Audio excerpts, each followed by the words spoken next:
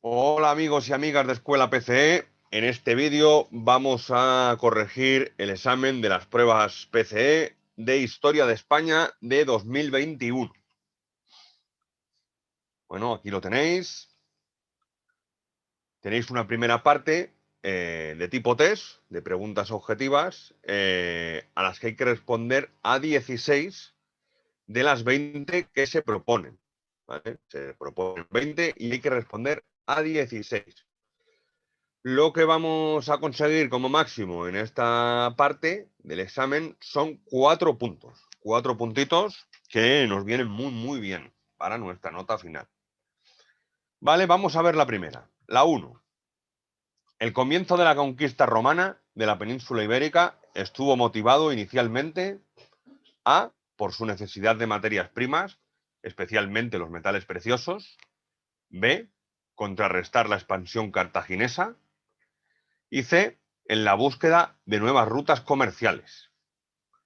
Bueno, pues la respuesta sería la B, para contrarrestar la expansión cartaginesa, que como sabéis, tenía asentamientos en la península y Cartago era el gran enemigo de Roma. Pues, por tanto, la B. En la 2. En la Hispania romana, la designación de honestiores hacía referencia a aquellas personas que gozaban de la ciudadanía romana. B, los dignatarios que ostentaban la máxima autoridad local. Y C, los integrantes de los sectores sociales más altos. Bueno, pues la respuesta correcta sería la C, los integrantes de los sectores sociales más altos. Vamos con la 3. La capital del reino visigodo fue A, Tarraco, hoy la actual Tarragona. B, Hispalis, que hoy es la actual Sevilla. O C, Toletum, que hoy es el actual Toledo. ¿Vale? Pues la respuesta correcta sería la C, Toletum, capital del reino visigodo. Vamos a ver la 4. ¿Qué era una aceifa o racia? A, el sistema de riego introducido por los bereberes en la península ibérica. B, el sistema de organización social basado en la tribu y la familia. O C, una expansión militar de castigo o saqueo desde Al-Ándalus a los reinos cristianos del norte.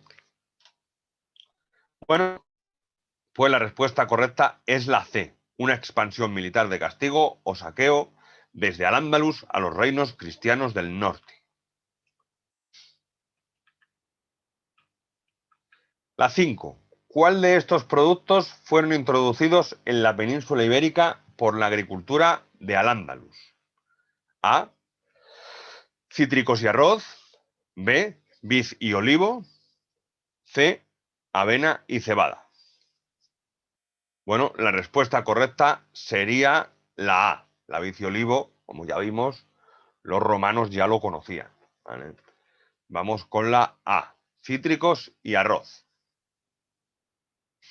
La 6. Durante la Alta Edad Media, el mundo de la cultura en España cristiana, estuvo monopolizado por A, la nobleza. B, los eclesiásticos. Y C, los gremios. ¿Vale? La respuesta correcta sería la B, los eclesiásticos. Como sabéis, los monasterios siempre fueron grandes custodios del saber en la Edad Media.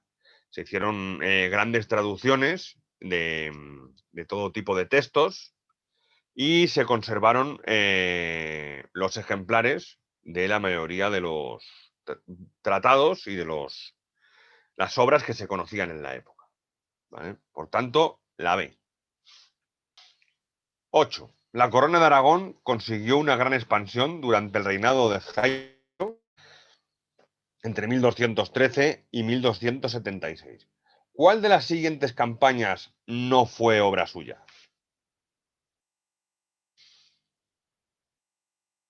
A, la conquista de Tortosa. B, la conquista de la isla de Mallorca.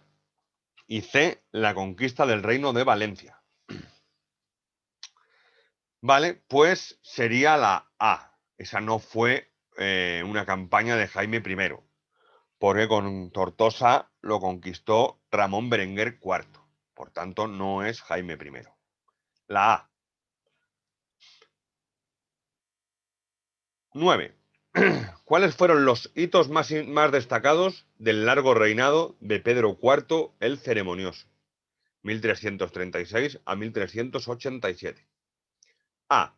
La incorporación del Reino de Mallorca a la Corona de Aragón y la creación de los ducados de Atenas y Neopatria. B. La conquista de Cerdeña y la ocupación de Sicilia. C. La incorporación del Reino de Nápoles a la Corona de Aragón. Pues la respuesta correcta sería la A. La incorporación del Reino de Mallorca a la Corona de Aragón y la creación de los ducados de Atenas y Neopatria. 10. ¿Qué consecuencias tuvieron las duras pugnas que hubo durante el siglo XV en la Corona de Castilla? A. El fortalecimiento de la monarquía en detrimento de los grupos nobiliarios. B. El fortalecimiento de los grupos nobiliarios en detrimento de la monarquía. Y C. La intensificación de la idea de reconquista y la repoblación de los territorios conquistados. Pues sería la A. La monarquía sale fortalecida por encima de los nobles, de la nobleza. 11. El Tratado de Tordesillas, 1494, España y Portugal acordaron la delimitación definitiva de la frontera entre Castilla y Portugal. B. La superación de sus disputas dinásticas a través de la concertación del matrimonio de los príncipes Isabel de Castilla, Aragón y Alfonso de Portugal. C. El establecimiento de un meridiano como frontera de sus zonas exclusivas de navegación y conquista. Bueno, como vimos, sabéis que es la C, que España y Portugal se reparten, por decirlo de alguna manera, el mundo en dos, y de un lado de la línea hacia un lado, para España, todo lo que se conquiste será para España, y de otro lado de la línea para el otro lado, todo lo que se conquiste perdón, será para Portugal. Por tanto, el establecimiento de un meridiano como frontera de sus zonas exclusivas de navegación y conquista. La C. Vamos con la 12. ¿Qué significa el concepto de unión dinástica en el periodo de los Reyes Católicos? A. El resultado final de la guerra sucesoria entre Isabel y su hermana Juana, ratificado en el Tratado de Alcasovas, 1479. B. La vinculación de Castilla y Aragón a través del doble reconocimiento de sus respectivos reyes en ambos reinos. Y C. La unificación de las instituciones, de las leyes y las monedas de Castilla y Aragón. Bueno, como vimos en clase, esto alude al lema de los Reyes Católicos, que era aquel famoso tanto monta, monta tanto. ¿Vale? Lo mismo uno que otro. Por tanto, sería la 12. La vinculación de Castilla y Aragón a través del doble reconocimiento de sus respectivos reyes en ambos reinos. Vamos con la 13.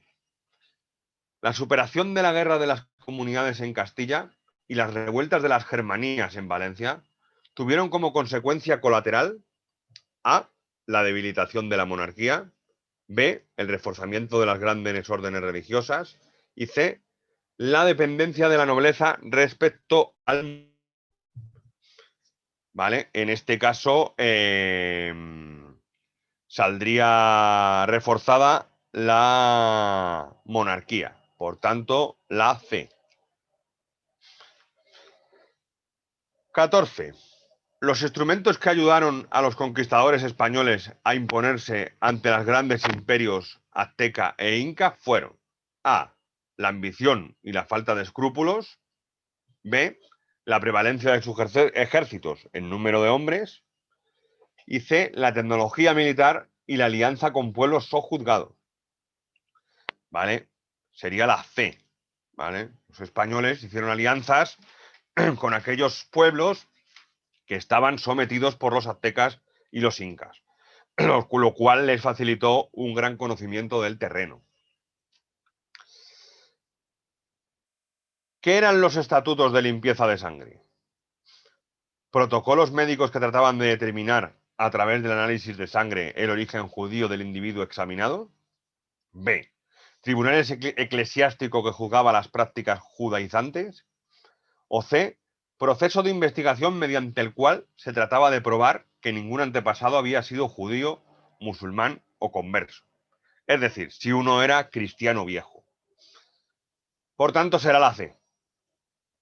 Era un procedimiento por el que se quería descubrir, se investigaba si un individuo, un acusado, una persona, era cristiano viejo. Es decir, que en su árbol genealógico no tenía judíos ni musulmanes. 16. La designación de Felipe de Borbón, duque de Anjou, como heredero real ante la falta de sucesor natural de Carlos II, estuvo motivada por A. Razones familiares. Ambos monarcas pertenecen a la misma dinastía. Razones geopolíticas. Se esperaba el apoyo de Francia y con ello impedir la división territorial de la monarquía. Y C. Razones religiosas. Era el único aspirante católico de los tres que en algún momento se barajaron. ¿Vale? La A la descartamos porque, como sabéis, Carlos II era de la dinastía de los Austria, de los Habsburgo, y Felipe de Borbón, como su nombre dice, era Borbón. Por tanto, no son de la misma dinastía. La respuesta sería la B, por razones geopolíticas. La 17. ¿Cuál de estos reyes borbones del siglo XVIII tuvo una política exterior más pacífica? Vale, en la A podemos descartarla porque Felipe I fue el Hermoso y no fue del siglo XVIII. Y Fernando VI, perdón, y Carlos III. Bueno, pues la respuesta sería Fernando VI. De hecho, se le llamó el moderado. 18. ¿Qué fue la Ilustración? A. Un movimiento político contrario al poder de los reyes y que reivindicaba la representación democrática.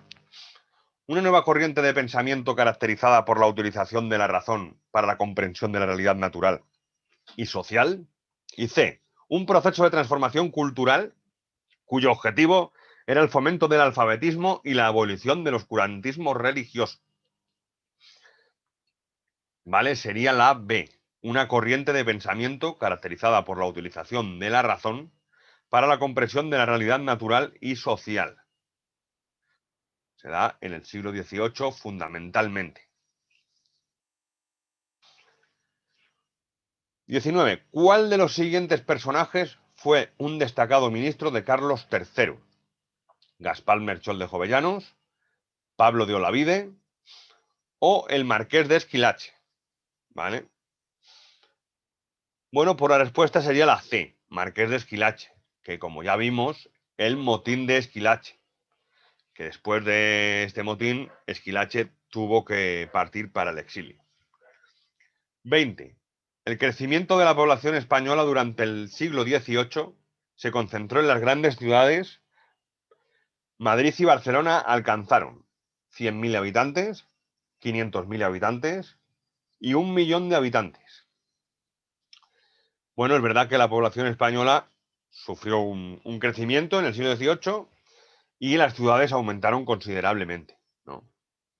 A nuestros ojos de hoy en día, quizá a lo mejor no nos parezcan tantos habitantes, pero para la época, pues sí, eran bastantes. Vale, la respuesta sería la A, 100.000 habitantes. ¿Vale? Esta sería la última pregunta de tipo test. Vale, la siguiente que nos proponen es el desarrollo de un tema. Se proponen dos temas y hay que elegir uno para desarrollarlo. Esta pregunta nos va a dar como máximo 4 puntos. O sea, fijaos que son 4 puntazos que no, nada desdeñables. O sea, hay que preparárselo bien e intentar hacer el mejor desarrollo posible. Escribir de la manera más, redactar de la manera más correcta posible. ¿Vale? Son 4 puntos. Y por supuesto, vigilar las faltas de ortografía y el modo de redactar. Vamos a resolver aquí los dos temas que nos proponen. El primero el reinado de Alfonso XII y la Constitución de 1876. El reinado de Alfonso XII podemos enmarcarlo en el periodo que se conoció como la Restauración, es decir, la restauración de la monarquía en España. La reina Isabel se había exiliado después de la Revolución Liberal llamada la Gloriosa en 1868.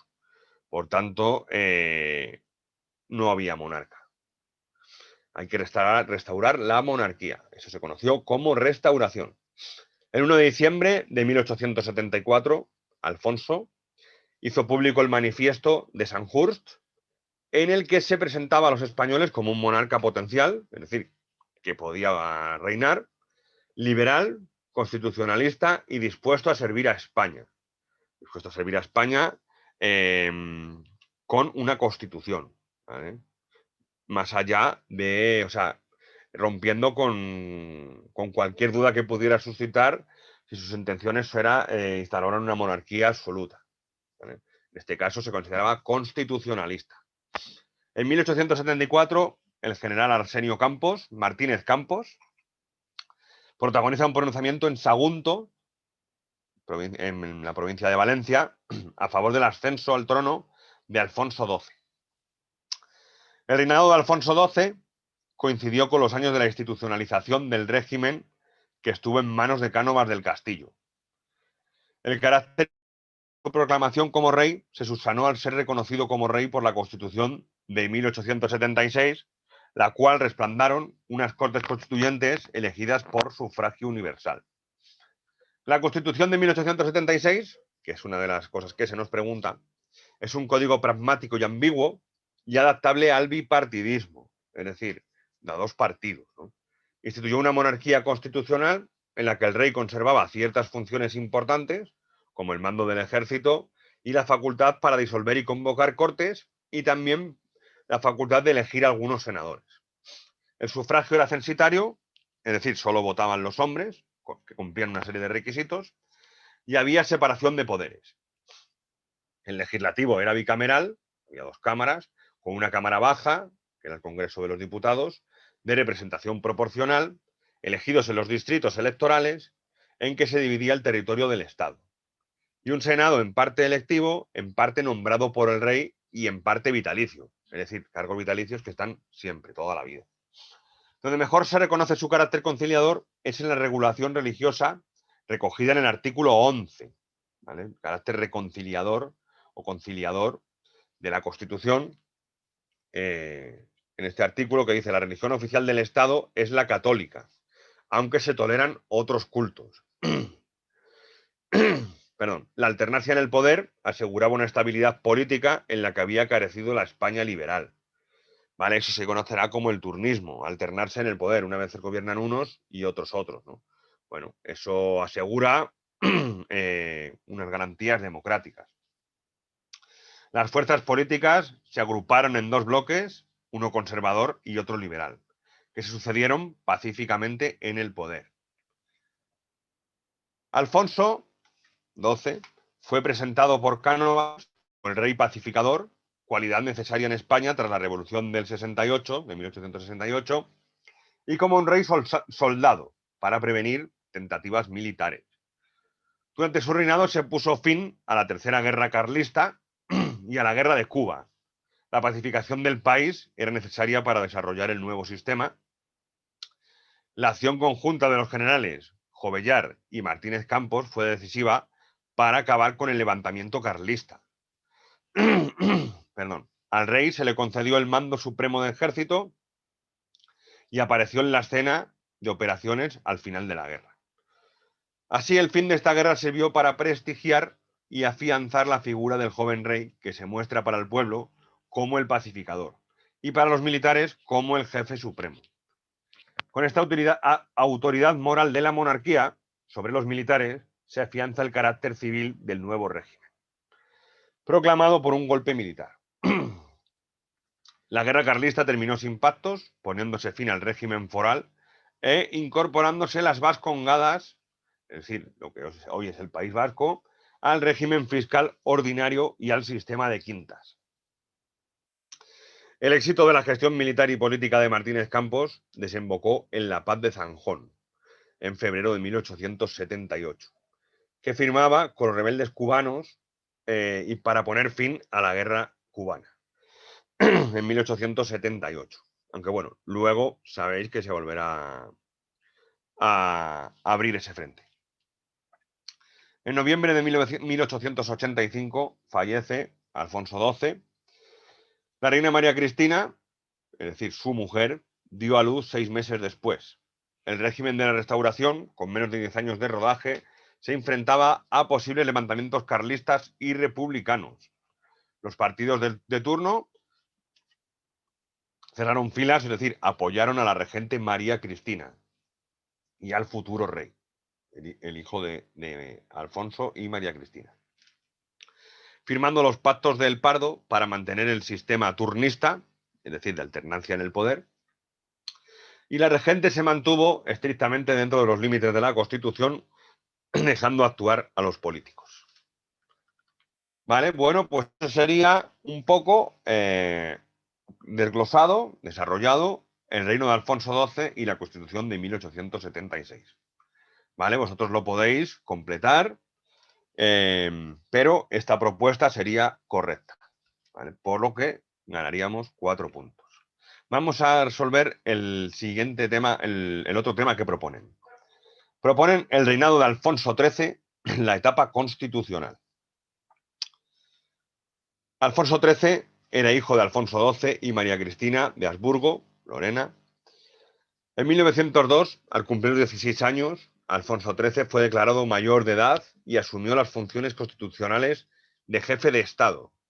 Durante su reinado, que duró entre 1902 y 1931, hubo muchos conflictos sociales, económicos, huelgas y cambios de gobierno.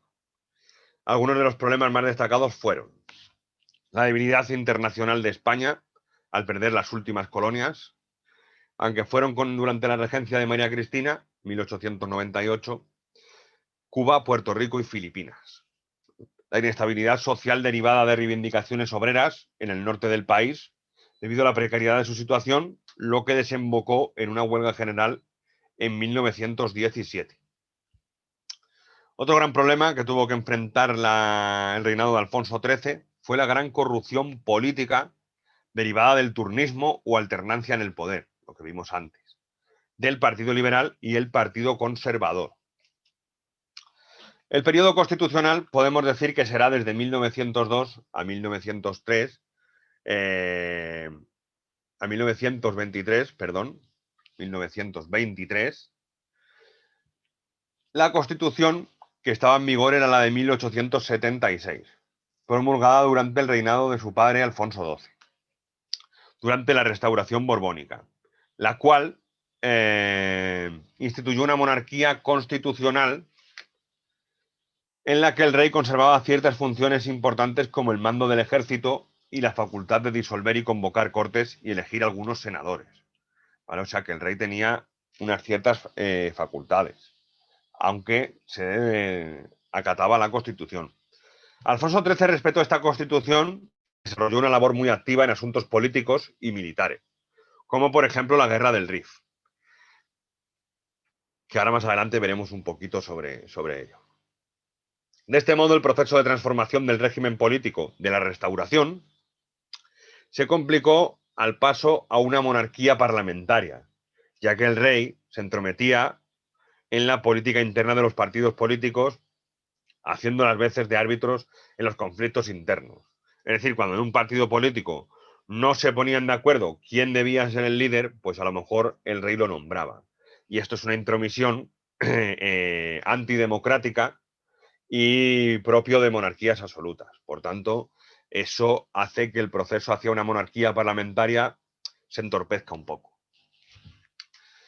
Como hemos dicho, uno de los grandes problemas a los que se enfrentó en este periodo fue el conflicto del Rif. Como sabéis, fue un conflicto en el norte de Marruecos. En 1909 tuvo lugar en Barcelona lo que se conoció como la Semana Trágica de Barcelona, en la que los sindicatos convocaron una huelga debido a un decreto de gobierno por el que se enviarían tropas de reserva a apaciguar la inestabilidad en las posesiones españolas en Marruecos, en el norte de Marruecos. El malestar surge porque la mayoría de los reservistas, es decir, los soldados militares que están en la reserva eran padres de familia de clases trabajadoras. Entonces, pues no estaban de acuerdo con tener que ir a la guerra. En estas revueltas, el número de muertos ascendió a 78. ¿Vale? La guerra del Rif, entre 1911 y 1927, se desencadenó con la rebelión de tribus bereberes del norte de Marruecos que se sublevaron contra el protectorado francés y español. En 1921, hace ahora 100 años, tuvo lugar el desastre de Annual, en el que España sufrió una gran derrota y el número de bajas fue muy considerable. La guerra terminaría más adelante, en el 27, pero esto fue un gran desastre para España. Los constantes conflictos políticos, la guerra del Rif y la inestabilidad social por la que pasaba el país dio lugar a un golpe militar perpetrado por el general Miguel Primo de Rivera, que estableció una dictadura que fue vista con buenos ojos por Alfonso XIII, pues para ver si se ponía un poco de orden. Primo de Rivera derogó la Constitución de 1876 y eliminó los poderes del Estado, por lo que la corona perdió su autoridad, se legalizaron los partidos y el dictador, Miguel Primo de Rivera, asumió todos los poderes nucleados en su persona. Alfonso XIII, en 1930, recuperará el poder gracias al apoyo del ejército, hasta que después de las elecciones municipales se proclamó la Segunda República en 1931. ¿Vale? Aquí quedaría resuelta ese otro tema del reinado de Alfonso XIII, la etapa constitucional, una propuesta de resolución que sería correcta. Vosotros podéis hablar de esto e incluso podéis completarlo. ¿Vale? Vamos a continuar. ¿Vale? Después llega la parte de comentario de texto, que nos dan como máximo, en esta parte nos dan 2 puntos. ¿Vale? Vamos a ver qué dos textos nos proponen y vamos a hacer una propuesta de resolución. Texto 1.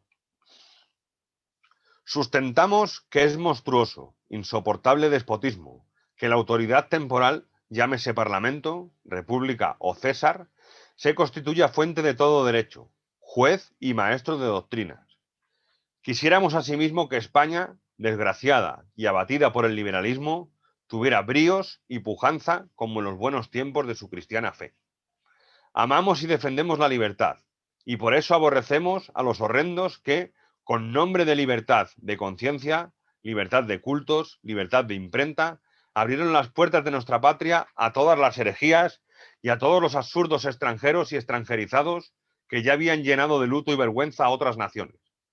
Lo primero y principal es que España sea bien gobernada, según la norma establecida en nuestras antiguas leyes y enseñada recientemente por León XIII, en sus admirables encíclicas, y así dedicaremos todas nuestras fuerzas a preparar el advenimiento del Estado cristiano. Pongámonos a defender la soberanía social de Jesucristo. Discurso de Ramón Nocedal en Burgos, 1889. Bueno, lo primero que tenemos que ver en este caso es ver qué tipo de texto es, si es un texto histórico o historiográfico, de fuente primera, etcétera, etcétera.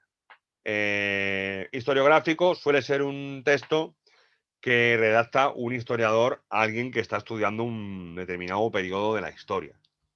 Y un texto histórico es aquel que se redactó en el mismo momento en el que sucedieron los acontecimientos, por tanto es histórico. En este caso es un texto histórico de fuente primera, es decir, no ha habido una traducción ni ha sido a través de nadie, es el mismo texto del autor, tal cual. Y de carácter político, pues se trata de un discurso. ¿Vale? Entonces, un texto histórico político. El autor se lamenta por el auge del liberalismo. Tenemos que hablar un poquito aquí ahora de qué habla el autor. Tenemos que hablar quién es el autor, quiénes son los protagonistas, de qué se trata de lo que habla el texto, cuál es la idea principal y cuál es el contexto en el que se redacta el texto. El autor se lamenta por el auge del liberalismo en España que podemos decir que en cierto modo comenzará con el trienio liberal durante el reinado de Fernando VII y se consolidará en la construcción del Estado liberal en el reinado de Isabel II. Ramón Nocedal, en este discurso, condena a todos aquellos gobernantes que han permitido que en España se asentaran las herejías, como él las considera, procedentes de países extranjeros que habían venido a amenazar la tradición, las leyes y la fe católica. Nocedal desea que se establezca un Estado cristiano, con tintes teocráticos, propios de una teocracia, al afirmar que la soberanía social de Jesucristo. Afirmar la soberanía social de Jesucristo. Bueno, Ramón Nocedal fue un diputado que fundó en 1888 el Partido Integrista como una escisión del Partido Carlista, al considerar que el pretendiente al trono, Carlos de Borbón, sostenía una actitud conciliadora con el liberalismo, traicionando así al catolicismo. Fue diputado en varias ocasiones, Nocedal, durante la Restauración, y fundó junto a su padre el diario El Siglo Futuro, desde el que combatió el liberalismo. Bueno, aquí vemos una de las corrientes políticas durante la época de la Restauración, de la diversidad política que había, y esta es una sensibilidad política que está en contra del liberalismo, ¿vale? Un reflejo de esa época de tanta convulsión política, como fue la época de la Restauración. Vale, vamos a ver el segundo texto que nos proponen. El texto número 2. Existen otros problemas que han de transformar el Estado y la sociedad española hasta la raíz. Estos problemas, a mi corto entender, son principalmente tres. El problema de las autonomías locales, el problema social en su forma más urgente y aguda, que es la reforma de la propiedad, y este que llaman problema religioso, y que es, en rigor, la implantación del laicismo del Estado con todas sus inevitables y rigurosas consecuencias. Ninguno de estos problemas los ha inventado la República. Yo no me refiero a las dos primeras, me refiero a esto que llaman problema religioso. La premisa de este problema, hoy político, la formulo yo de esta manera. España ha dejado de ser católica. El problema político, consiguiente, es organizar el Estado en forma tal que quede adecuado a esta fase nueva e histórica el pueblo español. Manuel Azaña ante las Cortes Constituyentes. Diario de las Sesiones de las Cortes, 13 de octubre de 1931. ¿Vale? El texto es de fuente primera, de tipo histórico, y al tratarse de un discurso en unas Cortes, pues lógicamente es de carácter político. Histórico-político. En el texto se plantean los problemas a los que tendrá que enfrentarse España después de la proclamación de la Segunda República. El problema de las autonomías, el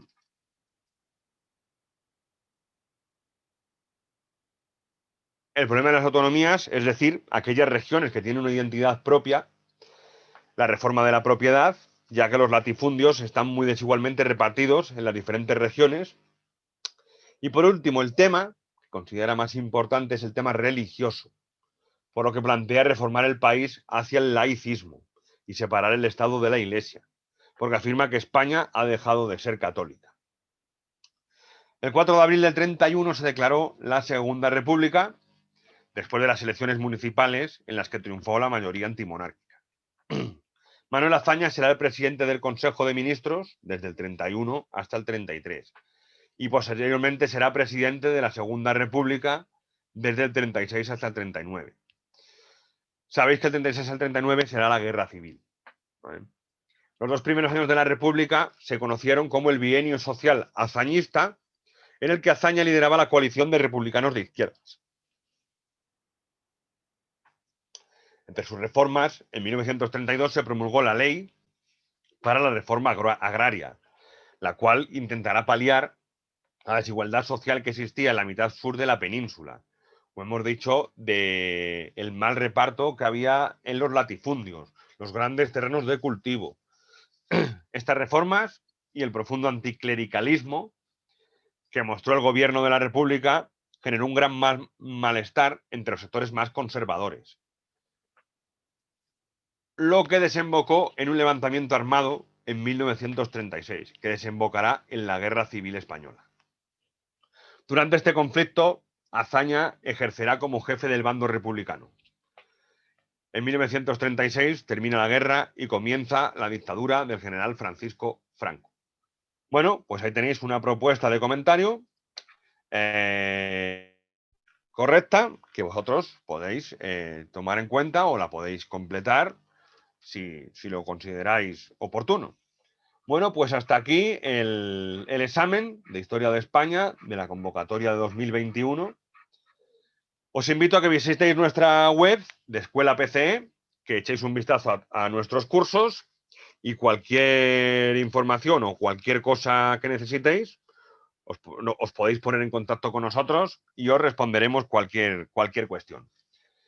Bueno, mucho ánimo con vuestros estudios y mucha suerte en vuestros exámenes.